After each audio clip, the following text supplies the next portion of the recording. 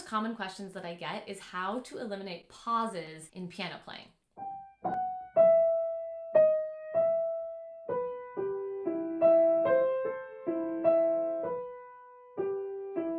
So in this video, I'm going to give you 4 solutions to that problem. These are practice techniques that you can implement today in your practice routine. And if you use these practice techniques correctly, you're going to be able to eliminate those pauses in your piano playing. The first technique is the post-it method. Comment below if you're already using the post-it method and you already know that it works. And if not, let's talk about it a little bit. We want to actually use post-its, and I will link some in the description below. We're going to take sections of music and break them down to be really small. We're going to use our post-it notes to bookend the section that we're going to practice. Now, if you are having pausing in your piano playing, then what you want to do is you want to find that first spot where you pause. And to demonstrate these techniques that I'm going to show you today to eliminate pauses in your piano practice, I'm going to use the piece called First Lost by Robert Schumann. It's from his Opus 68 and it's number 16. You would take your post-its and you would cover up all of the notes before the last note of that measure. And then you would cover up all of the notes after the first note of the next measure. So all you have visible to you in your music is that last note to that first note. This is going to be difficult to practice for a couple of reasons, because if you haven't done this before, your brain might be like, wait, what? What are you asking me to play? So you want to make sure that you know what fingers you're using, and you want to make sure that you know what beats these notes are landing on so that you know what you're doing within the context of the piece, even though you're only working on those 2 specific notes. You'll play that last note of that measure to the first note of the next measure, and you'll do it over and over as many times as it takes until it starts to feel easy. That might be 5 times or 10 times or 20 times. It doesn't really matter, because even if it took you 100 times, you're only playing 2 notes. So you could probably play it 100 times within a couple of minutes.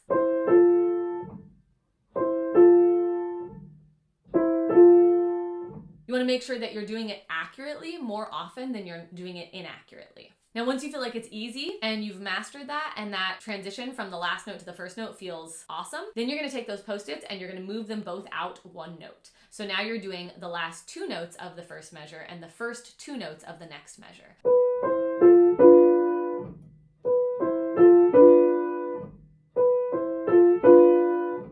And you're going to repeat the process where you play those over and over and over again until they feel nice and easy. Now, if this is your first time using the post-it method, or if your pauses are really ingrained and really present, then I would say that you continue that process a little bit more to work the section back into the structure of the piece. And if you do it correctly, you will be able to play that section without a pause every single time. My second technique is to make sure that you are always counting out loud and go slower. Just go slower. I say that all the time, but it's really important, because sometimes when we have pauses in our piano playing, it's really just because we're trying to do too many things at once. There's a lot of things that we're trying to pay attention to, and we might be going too fast. So to make sure that none of that is the case, you're going to slow down a little bit, gives your brain a little bit more space and a little bit more time to think about exactly what you're doing. And you're going to also make sure that you count out loud, because tied in with going too fast is not having an understanding of the structural rhythm of the piece. And when that's the case, sometimes it's an issue of coordination. And when our hands don't know exactly when to play, it's almost impossible to coordinate them to play together. And so oftentimes when we have pauses in our piano playing, it's because of a lack of understanding of how to coordinate the hands together, because they don't know when to play. A great way to keep yourself at a slow tempo is to use the metronome. You're already counting, you're already going slow. You might as well just throw in the metronome for an added good measure.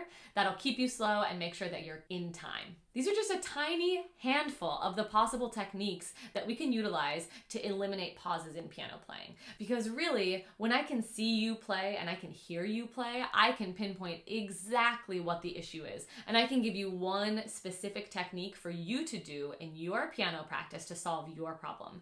And that's what I do a lot of in Casual to Confident Piano Player. That's a membership that I recently reopened, and I'm going to go ahead and link that in the description below. Check it out. It's an incredibly efficient way to get better at the piano and to simplify the entire process, because you're getting individualized feedback and all of the benefits of private lessons, but without the commitment of time or cost. So that's in the description below and you can check it out. My third technique is called looping. And looping is when we take the same small section of music and we loop it over and over and over again. a section that would probably be about 2 measures long, or at the very most, it would be 1 phrase at a time. And you would take that phrase and you would play it over and over and over again. And doing this gives your brain a chance to focus on the same thing. Oftentimes when we start at the beginning of a piece and we just play to the end of the piece, depending on how complicated things are, our brain can't remember what we did at the beginning of the piece by the time we get to the end of the piece. So when we're looping, what we're doing is we're giving our brain that exact same pattern over and over and over again. And we're giving our brain a chance to forge those pathways, to remember it, to get it into the deeper layers of memory, and to hear it as music and to play through those pauses. My 4th tip for eliminating pauses in your piano playing is flash practice. Flash practice is applicable to so many things. It's kind of like a little miracle technique that you can use in your piano practice. And flash practice is similar to the post-it method in that we take generally a string of about 2 notes and then we can expand that to be maybe 4 notes, but we don't really want to go beyond 2 or 4 notes at a time. And what we do when we flash practice, we again take that section where the pause is occurring and we play the first note right before we pause, very short, very quick, very light, and then we go as fast as possible to the second note, and we land on that note accented with a lot of strength and a lot of confidence.